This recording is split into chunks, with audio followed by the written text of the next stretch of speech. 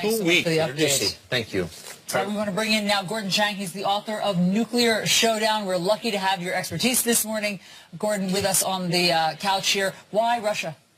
Well, I think that he really was on the run. The pressure was because of the extradition agreement. He had to do something. He may have been actually tipped off by Hong Kong authorities that he had to, basically he was going to be sent over to the U.S. if he didn't leave. And so I think that essentially Russia has made it very clear in the past that they would welcome Snowden. And so this was the easy thing to do. Also, you know, Russia is on the way to Iceland, and that would be, I think, his preferred destination.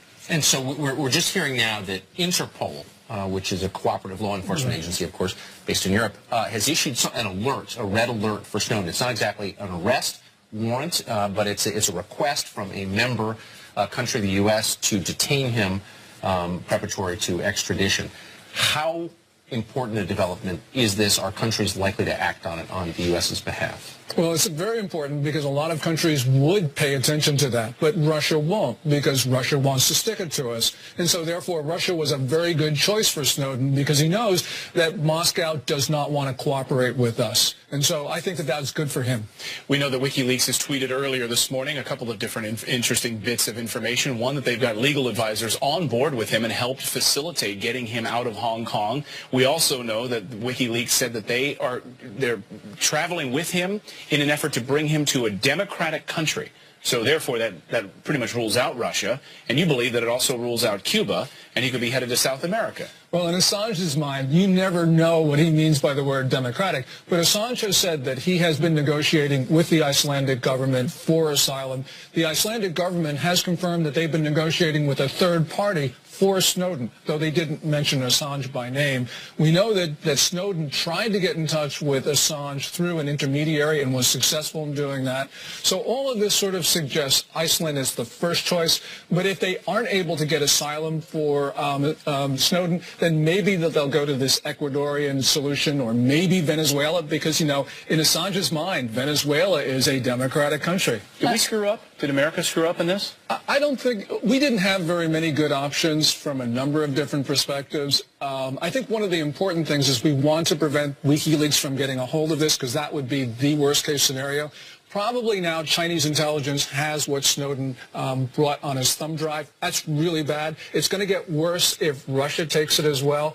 So, yeah, there weren't many good options, but I think the worst scenarios are actually coming into play right now. Don't we have to assume that that's why Russia is doing this? They want what's on the thumb drive? Absolutely. Otherwise, why would they have granted a visa, probably on an emergency basis, to Snowden? And so clearly Putin wants something. He's going to want to know what's on those thumb drives. He's going to probably want to use Snowden for publicity purposes as well, because this is not just the information, but it's also the publicity, which China milked when Snowden was in Hong Kong. Now, you've said you believe he's on his way to Iceland. That would be his preferred destination. If he makes it to Iceland, is he invulnerable? Can he be extradited from there to the United States? And what motive would the Icelandic government have to stick it to the U.S.? Yeah, well, Iceland has never extradited an American citizen, even though they have an extradition agreement. You know, prior governments have been pretty unfriendly. This current government is a little better toward us, but Iceland has had this tradition of protecting people, giving them refuge. And this is where Assange has a very good relationship with the Icelandic government. His infrastructure, Datacell, the company which processes payments to Assange, is actually located in Iceland. So clearly Assange has pretty good contacts there, and that's why I sort of thinking that's where he's eventually going. We got an update on this Interpol issue, which, as Tucker mentioned there, and this is still a fluid situation. We're understanding that Interpol may issue a red alert when he lands in Moscow. We don't have that information confirmed just yet from our newsroom. However, if we put up that flight tracker again, and if you're just waking up, we're tracking Edward Snowden this morning, of course, the NSA leaker. Here is the flight path right now as he left Hong Kong on his way to Moscow. And when he lands, Gordon, what is likely to happen? Does he just, like, when we're traveling on vacation, you know, we just grab our bags and we go to our connecting flight? What happens to a guy with an Interpol red alert possibility? Yeah, I'm sure the Russian authorities, one way or another, will make sure that Snowden is not a free person.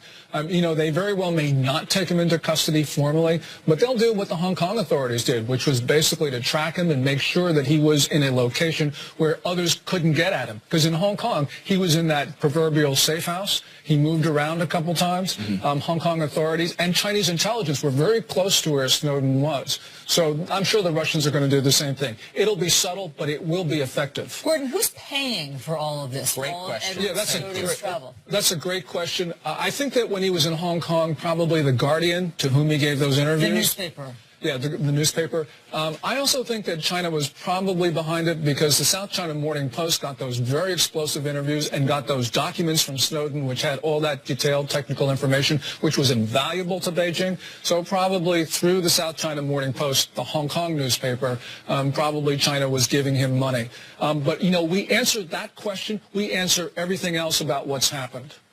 So I know in the case of Julian Assange, there is a defense fund. You can go online and contribute if you want.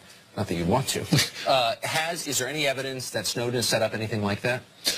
No, but the thing very interesting about this Assange connection is that there was an Icelandic businessman, Sigurd Vinson, who said that through his company, Datacell, that they had arranged all the money for Snowden. Well, that's untrue because this businessman is no longer connected with Datacell, and the people who are now running Datacell said they have no connection with funding Snowden. So clearly something is really very fishy in the background here, that Assange is doing something, probably getting money from a foreign government and not wanting to disclose it, and then therefore putting out this really false story. So, Gordon, before we let you go, if you were a betting man, would you say Iceland is where he's headed? Yeah, I think that's where he'll go if he can get in. The question is whether the new government will give him asylum. I think that they probably will. So I'm saying, 65%, 70%, he's going to be in Reykjavik in the next couple of weeks. Gordon, it has been wonderful to have your insight and expertise with us. Thanks so much for all of this. Thanks, Gordon. All right, there is other news happening that we